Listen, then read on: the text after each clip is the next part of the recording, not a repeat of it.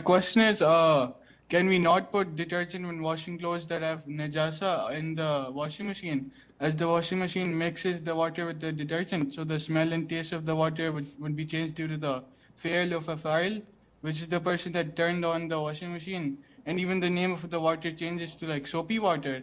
Thus, the clothes will be washed like tahir water and not tahur. So basically, Farouk's question is, can we use detergents when removing a najāsah, or should it only be removed by water? Why?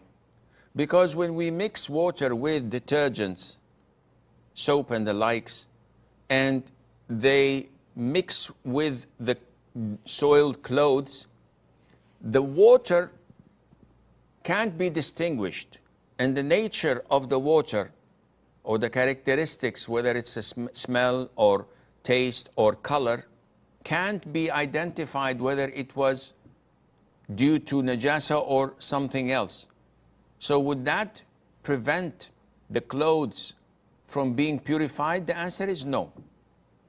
The issue of najāsah and removing it, the most authentic opinion is that if the mass of the najāsah, of the impurity, is removed, whether with water or with anything else, then the clothes become pure, tahir, and clean.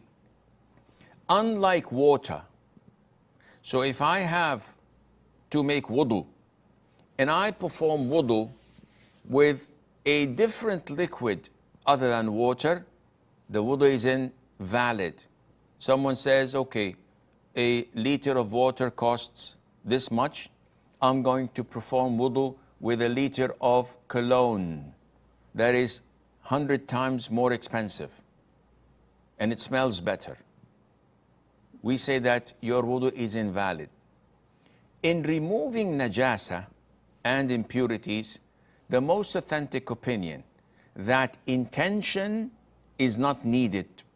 Meaning, if I have a soiled piece of cloth and I put it outside, and without knowing it rains and it pours, dogs and cats, and I come the following day and I find it washed and cleaned and no traces of najāsah, I didn't intend it.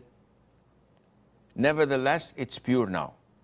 Likewise, if the najāsah was removed with a different substance other than water, whether it's soft drinks or any other detergents or dry cleaning, which water was not used, when I come and try to trace traces of impurity and I find that it does not exist, in this case, this is pure. Therefore, using detergents when removing a najāsah is totally permissible, and Allah knows best.